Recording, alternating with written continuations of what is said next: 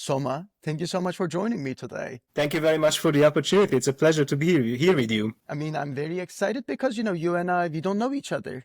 And we are here, we were, connected to each other thanks to a common friend. And I think in any conversation I have like this, where I'm meeting a new friend and, having the pleasure to just listen to their story for the very first time, it just gives me a certain degree of excitement. And it's, I think, one of those days. Thank you so much. I hope I'm going to be a good storyteller and tell you some interesting stuff about my life. But listen, once again, absolute privilege to be here. And thank you for the opportunity that I can share my story with you. Oh my God, thank you so much. We will be discussing many things today. We will be talking about your background, your childhood, your elementary school years, high school, college, you decide. And then at the end, we will obviously be That's the best.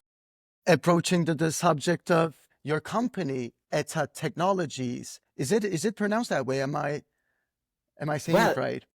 We love to say ETA Technologies because Okay. actually the name is an abbreviation coming from entrepreneurial team analytics, and of course there is the Greek symbol and a bit of everything. But we pronounce it ETA Technologies, but ETA Technologies, pretty much everything. Pretty much everything. No, I will be going with ETA as well. I have a lot of questions about ETA as well because this is first and foremost is what you are doing at the moment, and I think it is basically a fruit of what you have been done over the course of your journey. So I'm really curious. But before coming to today, I just want to go back to your early days. If I were to ask you a very simple question, who is Soma Pirityi? In your own words, I'm just curious, what would you say? Wow, that's I studied philosophy, so there are a lot of layers here, a lot of depths. I would say that if I need to summarize it in really one sentence, a driven individual who is keen to solve problems which he come across in his lifetime, in his journey. Because to be honest with you, this is who I am. Determination, motivation, aspiration, that's how I would describe myself. On the other side, towards, whatsoever I was doing, whether I was in venture capital or I was running my own business in the past or I was studying, I always dedicated my life to solving problems which I believe those are real obstacles for us as society to move to the next level and elevate our technology, our innovation to the next level. That's what I would say. How good of a definition it is. No, I think that is the perfect definition. I mean, at the end of the day, it is, it's your own definition, which is, I think, enough to make it perfect. But I'm also curious, you grew up in Budapest, if I'm not mistaken.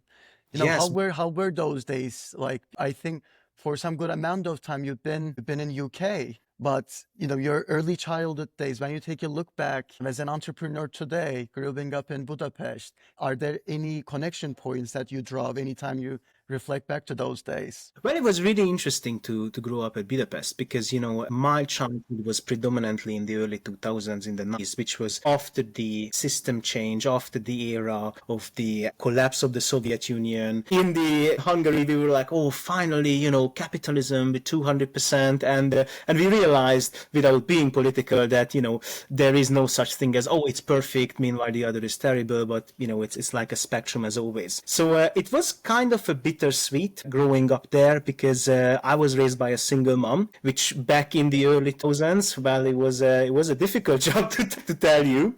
And to be honest with you, I was one of those kids who, I'm not saying that I never really found my place, but I know that I just wanted more. I wanted bigger opportunities. I was completely mesmerized by the US, by the UK first time when I read about it in a magazine. And, compared to Hungary, it looked like, a significantly bigger slice of the pie. So I was absolutely determined to do something perhaps at some point in my life outside of Hungary. But I know that many people speculate that, oh my God, you are a VC, you are an entrepreneur, you must be somebody who is from age 3, wanted to be like Zuckerberg or Steve Jobs or something like this. And I'm always saying this story that in Hungary, back in my days when I grew up, there was no startup ecosystem. If you said that you were an entrepreneur, everybody was like, "Oh, you are one of those dodgy guys, businesses under the table, you pay in an envelope full of money, you never pay your taxes." So it was not as over glorified as in the UK. So in my childhood, I wanted to be everything but an entrepreneur because there were so many bad associations with them. Nevertheless, as many people who know me from the early days, they always say that I have been bitten by the entrepreneurial bug from really, really, really early on, because when I was 10 and I was in like really low elementary school, I noticed that, my pals, they really like a certain type of candy, which they can buy in the school buffet. And I purchased some, a couple of dollars to exchange it to my grandpa. And I was like, hey, I need this to do something. And I went to the buffet early on before everybody else. And I was just did the maths that I was buying all the candies. And I went up a couple of hours later when everybody was really disappointed that there is no candy. And I was selling it them, doubling or tripling the price. Obviously, there was a massive scandal. The teachers told me that this is completely unacceptable. I never really understood, because in my mind it was like a perfect happiness. I was making everybody happy. The buffet guy, he got his money. I got more money. I was able to pay back my grandpa. Meanwhile, the children, they got the candy. So long story short, I always had this entrepreneurial vibe in me. Nevertheless, back to those days, I don't even know this word, entrepreneurship. It was something which was once again associated with many like bad and corruption involved, and that's why I never dreamt about it. And when I first arrived to the UK, to my amazement, there was this really flourishing and really supportive entrepreneurial culture, which was pushing you that, hey, you should do a startup, you should be involved, there is an incubator, there is some money, and well, the rest is history. So this was basically my childhood before the UK. That sounds exciting, but I'm also curious, during those days, what made you initially say, oh, Soma, your next destination should be UK? Why did you commit? Like, I'm not necessarily saying why, but more like as a person who also experienced studying abroad.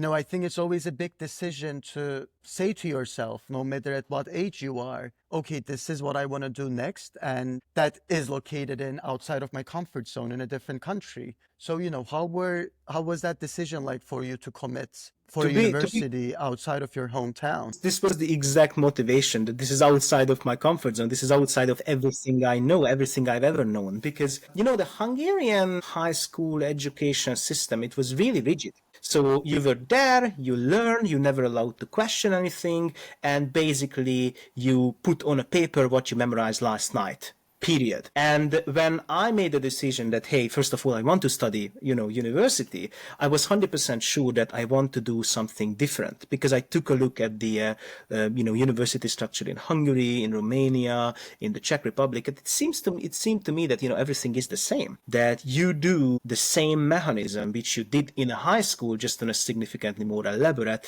and on a higher level. And that's why I was like, I need something different. I need something different. There's nothing wrong with that. It was working very well for 20 years for me, but I need to do something different, something which is completely the other side of the spectrum. And I was really good with, history, literature, and philosophy. And that's how it just really made me thinking that why we do not teach philosophy just like we did it in the early Greek society, when philosophers were just walking around in the garden, try to question everything, talking to the pupils. And why we are not doing it this way? Why we are just reading and giving back and reading and giving back and reading? And I remember I talked to a very good friend of mine who said that, well, what you just described, this more like questioning and interactive education and being involved and writing essays and contemplating about the problem, this is what's happening on the West. I mean, apologies for saying this way, but from a Hungarian standpoint, we still classify as the East and the West, which is what's happening on the West, in the US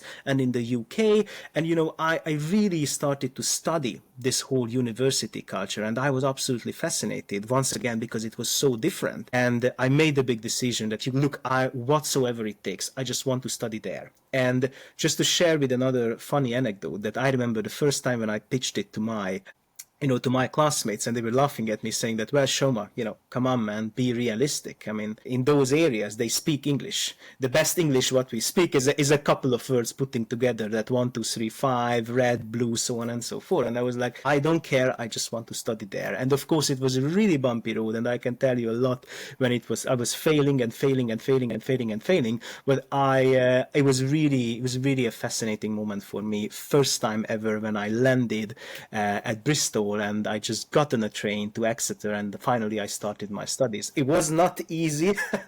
I mean, it's easier said than done, in summarizing it 2 minutes, but honestly, it was so different. Even the air felt different, that I was completely mesmerized by it. My goodness, it's unbelievable. Even the colors seem brighter. Now I'm just as exaggerating, but my key motivation was that I always wanted to learn. I always wanted to learn as much as physically possible about everything, about the whole universe, but I wanted to do it in a different way. I love it.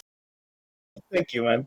I think it is, when I also reflect back to my journey, I totally resonate with what then you said, even the air felt different. Although at the end of the day, it got to be the same air, but everything about it is just hitting differently to you the moment you are out of your comfort zone and you are trying to just, give a meaning of, oh, what is going on? I'm totally far away from everybody and everything I know. And you are just, starting over. I think that feeling is also so revitalizing in the best way possible. But I'm curious, Soma. So you studied philosophy and politics in your undergrad, and then you had this journey of, several grad schools. And, every single journey that you had in grad school is, in a way, a different field of study. I see on your profile that you did management and information technology as one program, you did risk and disaster science as another program, and then entrepreneurship. And maybe to you know the connections of these different fields for your own journey. But I think, from an outside look, when I saw, philosophy and politics, disaster science, entrepreneurship, management and information technology, I kind of had a little bit of challenge creating a meaningful association out of it. So would you mind also just helping me through how those different fields kind of made you say to yourself, okay, this is what I want to learn after my undergrad? Absolutely. As you listed my degrees from those universities, it doesn't make any sense that after philosophy and politics, you jump into like management and information technology with an AI major. So let me tell you the underlying logic, which actually connects them all together. So when I came to the UK, I mentioned you this glorious moment in my life when I arrived to Bristol, jumped on a train, and I was in Exeter. I was so happy as never before. I was like, oh my God, it was such a bumpy journey, but here I am, finally in the UK. I can study, I can interact with the British people, which was, absolutely a new cultural horizon for me. I had only one issue, I had no money. Because, when I first arrived to the UK, and this is the part which I missed to tell you, I came here with £200 in my pocket and the unconditional love of my mom and my parents. Because as a single mom raising me, working extremely hard, we have never had, a lot. But my whole family always really pushed and really encouraged me that, hey, do it. We can't support you with money, but, just do it. Go there. And the problem was that in the UK university system, and I'm pretty sure it's the same in the US, you really can maximize your experience if you're part of the community, if you go to the social events, if you do the networking, if you're part of the societies. And because I was working in parallel with my studies in all different places, a kebab shop, Costa Coffee, McDonald's, you name it, I was working in all of them. I never really had a chance to socialize with my classmates, which was a huge missed opportunity. And at the end of my first year, when I paid all the bills, I was financially secured in a way. I was like, it's just,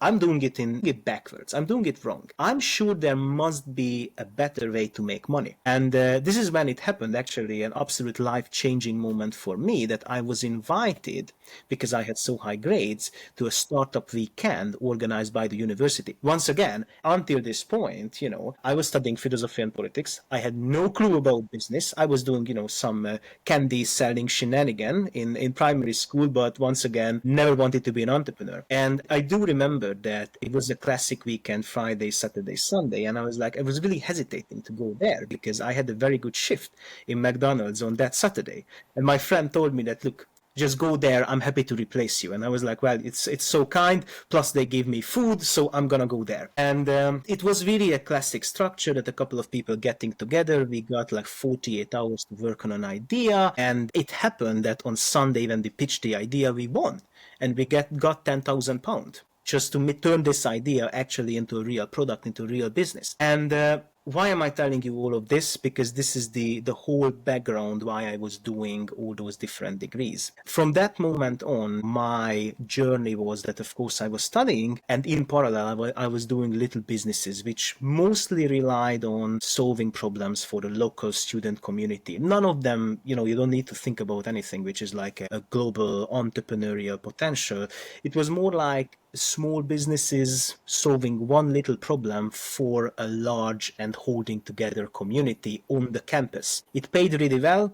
I was able to, pay for my accommodation, pay for my tuition fee, and even send money home, which was a massive, massive moment in my life. And at the end of my third year, when one of our businesses really started to grow, I realized that it's a massive missed opportunity, that I know nothing about the technology.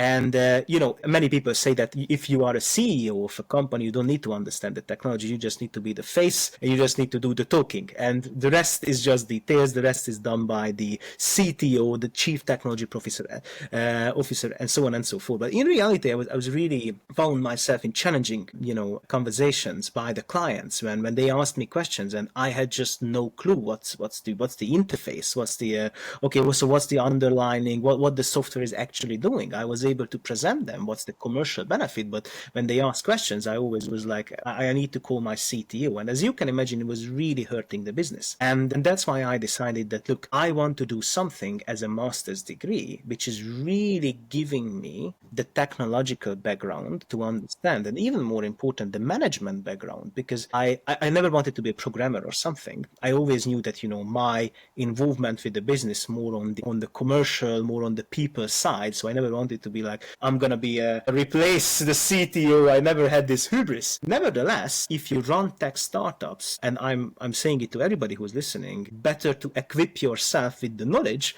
that you need to have at least a baseline of understanding about technology. And all those other degrees pretty much were following that, what kind of entrepreneurial activity I was involved and on what specific area I needed more knowledge. Risk and disaster science, it came from that we were running a small investment group called Future AI, where we were investing partially into stocks using a behavioral semantic analytics of the market, and partially we were providing education for students who really wanted to go into finance, yet they had no idea what finance really is. And we had a massive loss with the fund. I mean, we lost just in one day around 40% of all the money which we had under management. And this was the moment when, I realized that, first of all the success which we made so far, it was pure luck. We were not as smart as we wanted to be. Second, the reason why we failed so miserably and we lost so much money, because we had no proper risk strategy in place.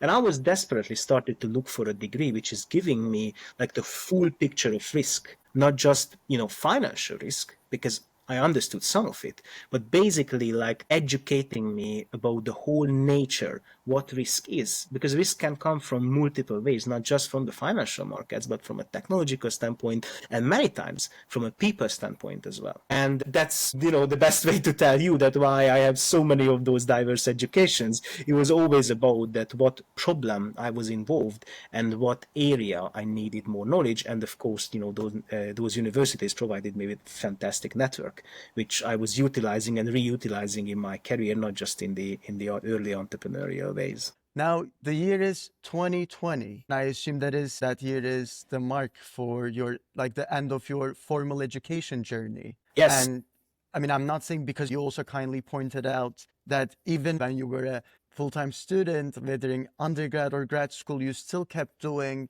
different endeavors, kept kind of practicing your entrepreneurial drive. But I'm just curious, 2020, the year is, you're done with formal education. what was next for you at those years? So next for me, interestingly enough, was a little bit of a revert back to Hungary, but not physically, more like in a remote way. I mean, 2020, the pandemic came, the whole world blew over, the job market was extremely suffering. There was a lot of fresh graduates, including myself, who were really failing to find a job, which they were studying so hard for. And this is where I saw an interesting opportunity on the market. And that's why I created the Hungarian Youth Association. So first of all, this whole community came from a couple of Hungarian speaking students in London who were helping each other with the travel restrictions. Because I'm sure you remember back to those days, it was really difficult to go from one country to another, and having a family in Hungary, meanwhile studying in London, sometimes it was like, okay, how I can get home, how many months or how many days I need to spend in quarantine. And those rules and restrictions are changing almost on a daily basis. It was really difficult to catch up with them. So we created almost like an information portal specifically for Hungarians, which was informing them that, hey, what's going on in the country? If you want to go there, what's the best way to do it? What's the most cost-efficient way to do it? And what you need to pay extra attention given the COVID restrictions. And very, very quickly, we found ourselves in a position that we had around 8,000 people. And, if you build a community of 8,000 individuals,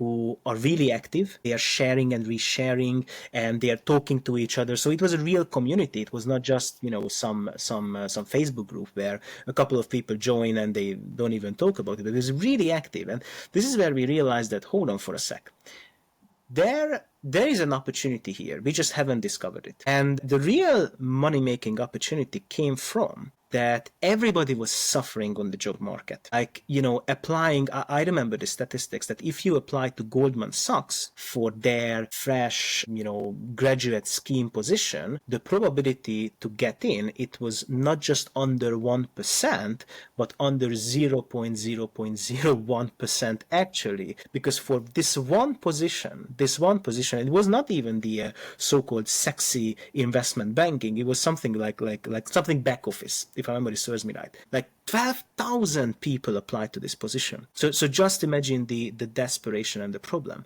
And this is where we realize that, hold on for a sec. There are a lot of people looking for jobs. Corporations not really looking for people, but for sure they have the money, so we need to figure out something to sell to them. And this is where, we had the light bulb moment that, okay, in London, your chances are to get into Goldman Sachs, to get into McKinsey, BlackRock, you name it, is extremely low. However, you speak very good English. You have in your hand an extremely valuable degree. Why don't you go back to Hungary? Why don't you go to Prague? Why don't you go to Bucharest? Because all those, fancy companies, they have an office there as well.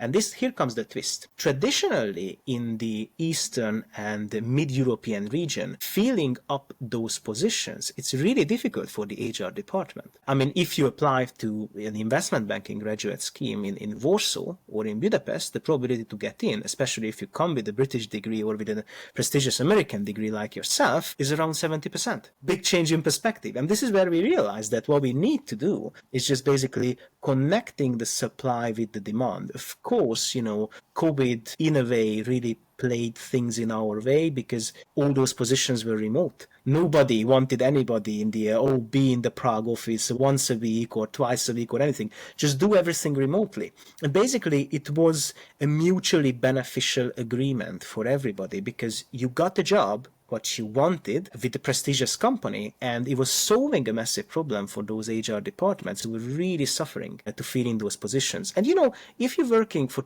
2 years in BlackRock at Budapest, the option for you to jump to London or jump to New York or jump to Hong Kong, it was still open for you. So once again, a perfectly win-win proposition, which we figured and we turned it into a business opportunity. Basically, that's was it all, and making people happy. That was for me. Okay, that sounds like a great next after, I think, being done with formal education, just empowering your own community, knowing the problem firsthand, because you are one of those students who studied in a different place. You are in the same market with them. These are your friends. You've been hearing the stories. And I bet, it got to be such a good feeling just to trigger that community and come up with an idea saying, look, we know this collective problem, and now I know potentially a way to fix it. And apparently, this is what you did for almost 3 years. And then you switch into, I guess, more of an Venture investing capital. side. Yes, to venture capital. And I think,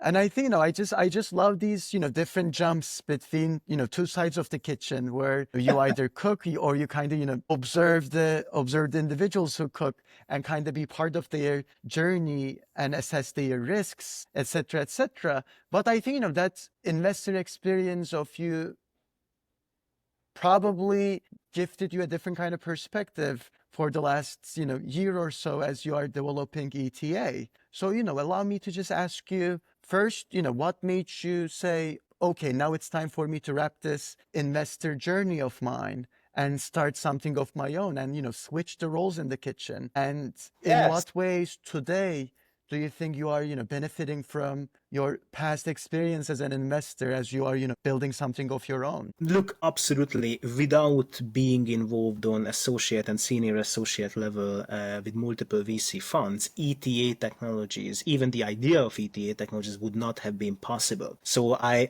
thank a lot to my blend of experience sitting on both sides of the coin. What really made me actually to shift, because being a VC, let me just tell you this, it's really comfortable because you are playing the entrepreneurial game, but you're playing the entrepreneurial game with like a safety net behind your back, because those guys are paid really well. So, you have a good base salary, you have a good commission, obviously, depending on how the fund is performing, and you are surrounded with amazing entrepreneurs. I mean, the energy, the motivation in the room, time to time when I was talking to the portfolio companies, I felt that I'm one of them. But at the end of the day, around 5 or 6, I mean, come on, who I am joking, around 9, I closed down my laptop and I went home and I was like, oh yeah, I had a good salary.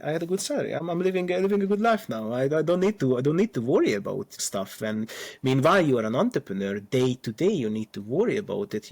How I'm gonna survive tomorrow, how I'm gonna survive the next quarter, so on and so forth. So it's a very interesting being in the middle, being between two both worlds when those collide. What really made me to give up, that I once again identified a big problem on the market, and I was desperately looking for a solution what ETA is providing nowadays. And when I was crystal clear that no one is doing it, I was like, I have to do it. It was so obvious for me that I will find somebody who is doing it, because it's kind of natural as the whole industry, is evolving. But it seemed to me that no one is doing it. I knew that it's a massive problem, and I was like, okay, that's it. That's it. It was really difficult, and many people questioned my sanity, saying that, oh my God, so you jump from VC back to entrepreneur. I mean, man, many entrepreneurs working, in their whole lives, one day they can be a VC and they can enjoy all those benefits what we provide for you. And you are telling me that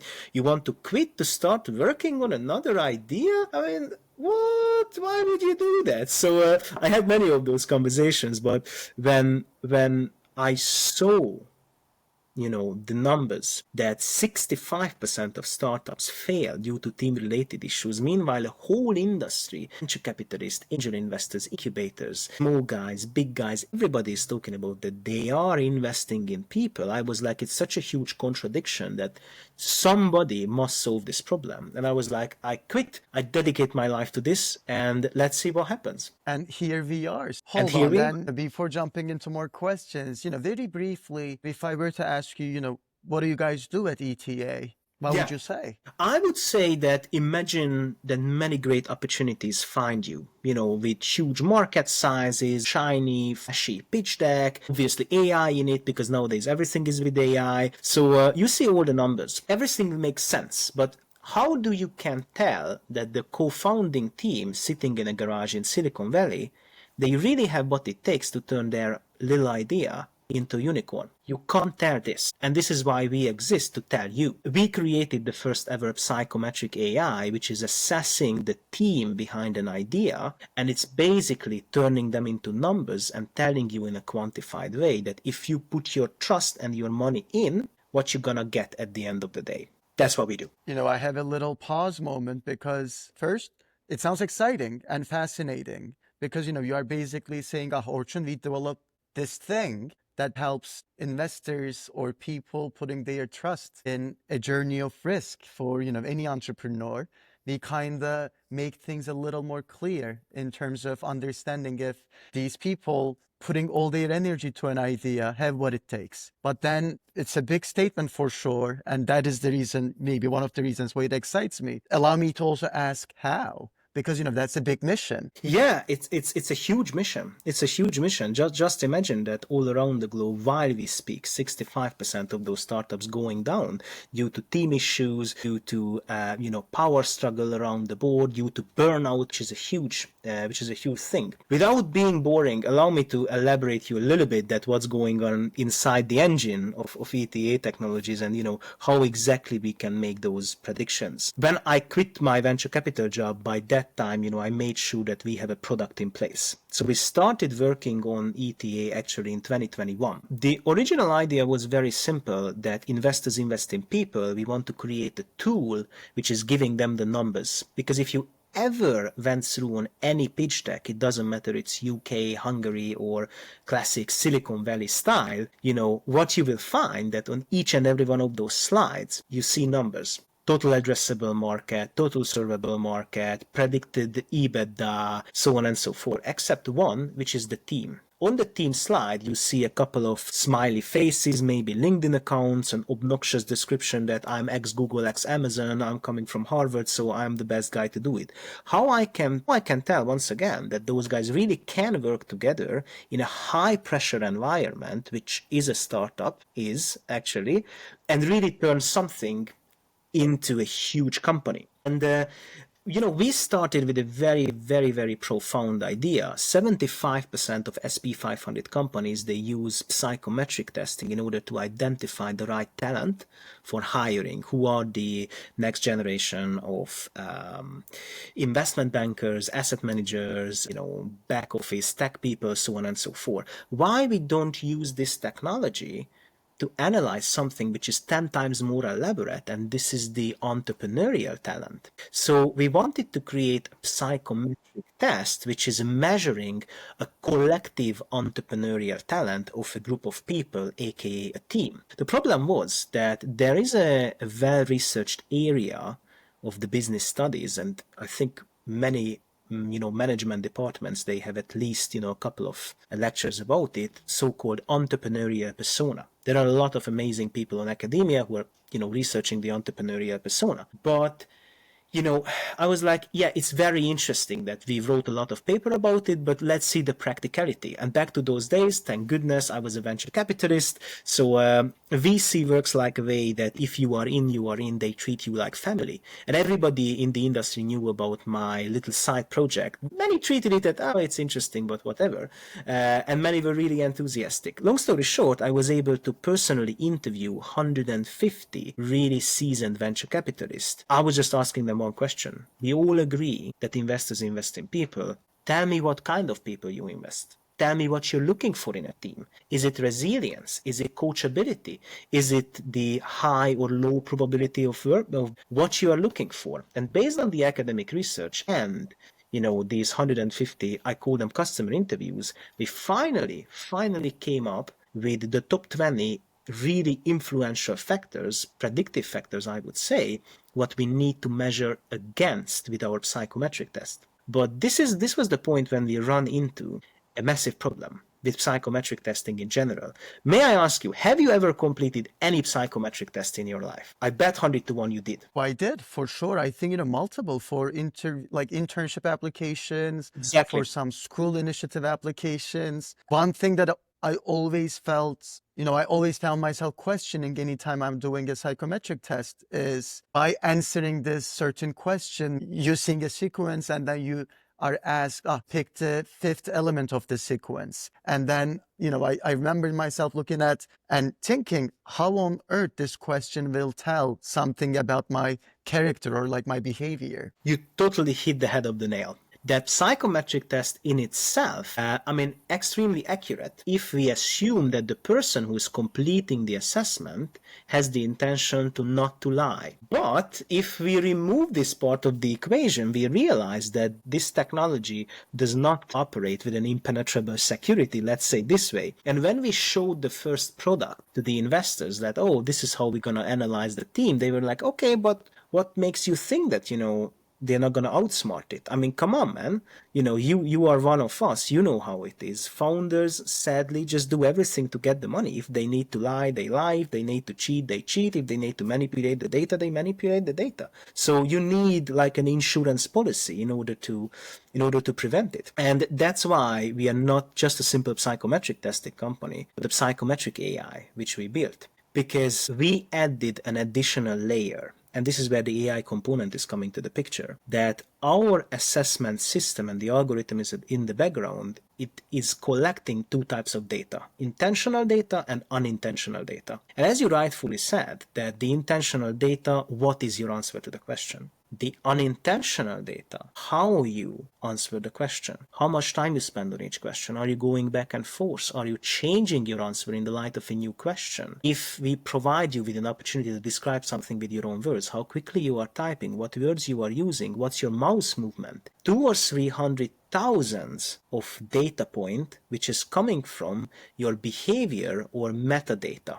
You can't outsmart it, you can't manipulate it, and it's pure raw data which is actually painting a 10 times more accurate picture about you as an entrepreneur than any psychometric test you would complete. And what the algorithm is doing is basically, it's a pattern recognition, of course, on a technical level, but blending all those information together, analyze it on a team level, and providing you with the final report. Now, once again, apologize. Well, you needed to listen to this very boring and dry, technical stuff, but you asked for it. So that's how we basically do it. That's how we analyze teams and make sure that the result, the report which we provide, is truly reliable. And allow me to ask you this as well, Soma. Like, what do you think success look like for ETA Technologies then? So whatsoever problem I'm working on, I love to see things on a societal level. And for sure, success looks like for us from a customer standpoint that we are preventing disasters for investors investing in companies who would blow up, and highlighting opportunities where actually there is a really strong team who does not get the attention which they deserve. But just think about it for a second on a societal level. 65% of startups fail due to team-related issues. Us, as a society, how many of those really impactful, innovative, genius ideas we are losing? Just think about it. How many sustainable startups we lost? Not because the technology was not revolutionary, not because actually there was no market for that, not because they couldn't change the world. It's simply because those people sitting in the room, they were unable to work together. Maybe if we had an ETA Technologies ages ago, we would have the cure of cancer. Because those guys who were working on such and such application, they would learn how to work together. They would learn how to commercialize their research. They would learn how to turn their idea, which can solve one of the biggest medical issues around, and how to run this company and succeed. My ultimate goal is that investors invest in people. I really want to give them the metrics, the data, to do it in a data-driven way, providing transparency for the industry, providing equal opportunity for all. Because if you think about it, what this technology is doing, removing all the unconscious and the conscious bias as well, and last but not least, opening up tremendous opportunities that we have fascinating projects with the true potential to change the world, and we can put together the team who can work on it and succeed with it. And I really want to live in a society where, all these projects are succeeding and they are not failing because the CTO and the CEO is not getting on well, if you know what I mean. No, it sounds exciting. One of the, I think, exciting parts of it is, I think, what you have been working with ETA is playing the long-term game. Meaning, if, tomorrow I reach out to you again and I say, you know what, Soma, I have this idea, so I will probably start a new endeavor. And I've been thinking if this friend or that friend I should reach out, hoping, they will end up being the best co-founder. And, you will probably say, okay, Orchun, I got you. There's this test which could give you some ideas. And, based on maybe the analysis and support and recommendation of ETA, I go with option B and I reach out to my my friend and ask, would you like to do this with me? And if we start doing this, I mean, for us to be able to say, oh, we did it, as a very early stage startup it will take some years. And only then maybe I reach out to that certain point, I will just go back and say, Soma was right, because at the end we built this journey. So I think that is really exciting, because very early on you say, I think there's a good match here, and it will take time for that match to also realize what your technology identified initially. I couldn't agree more with you. I couldn't agree with you.